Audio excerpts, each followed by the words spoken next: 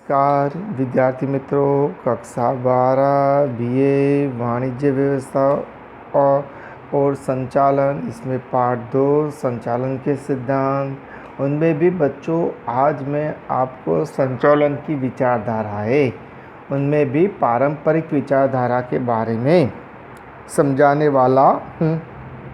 पहला है कि पारंपरिक विचारधारा कब तक प्रस्तुत हुई, तो यहाँ पर बताया कि 19वीं सदी के अंत समय तक। अब आए कि पारंपरिक विचारधारा में कौन कौन से प्रणेता है, तो है Frederick Taylor, Max Weber, Gilbert, Henry Gantt, Henry Fayol.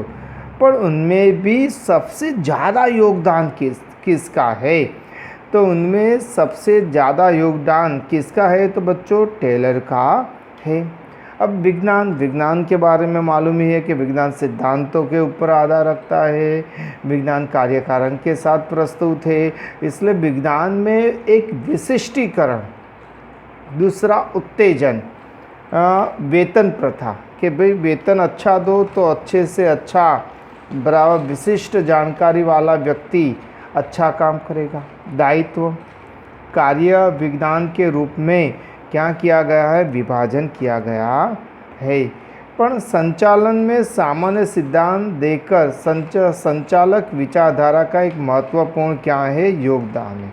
पर उनमें भी क्या किया है, विविध कार्यों में स्तर निर्धारण करने के, कार्य की सीमा निश्चित करने की प्रयास किया है, बराबर, लेकिन अमुक सीमाएं भी निश्चित की गई है।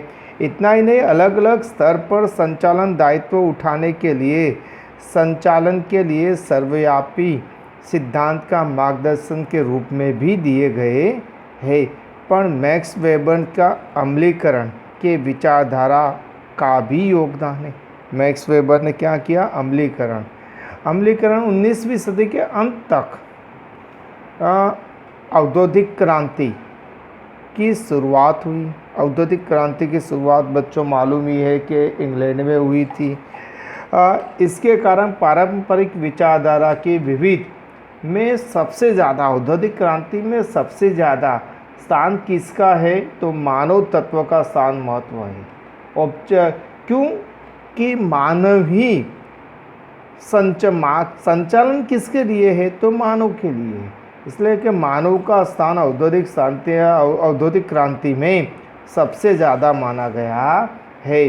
तो बच्चों इसमें क्या आया, एक पहले 19वीं सदी आई, बाद में नाम आए, बाद में आया कि संचालन में अभिप्राय रूढ़िगत पद्धति को बदलने के लिए बराबर निरीक्षण और वैज्ञानिक रूप को प्रस्तुत किए गए सिद्धांतों की तरफदारी की गई। रूढ़िगत बदलो और तरफदारी किए। बाद में विशिष्टीकरण, वेतन पद, उत्तेजन, वेतन पद, दायित्व। बाद में इतना ही नहीं, पर यहाँ पर अमुक स्तर पर निर्धारित भी प्रयास किया कि स्तर निर्धारण करना, कार्य की सीमा निश्चित करना, बराबर। दूसरा है सामान्य मार्गदर्शन भी संचालन में दिया गया है। पर 19वीं सदी के अंत तक किसकी क्रांति हुई, औद्योगिक क्रांति हुई। औद्योगिक क्रांति होने के कारण बड़ी इकाइयों की स्थापना हुई। बड़ी इकाइयों की स्थापना होने के कारण वित्तीय उत्तेजन को अधिक स्थान मिला। इतना ही नहीं, मानव तत्व को भी महत्व स्थान मिला है। अब देखेंगे बच्चों हम नेक्स्ट पीरियड में बराबर के नवीनी पारंपरिक विचारधारा, लेकिन नवीन पारंपरिक विचारधाराओं के बारे में आपको समझाने वाला हूँ। धन्यवाद।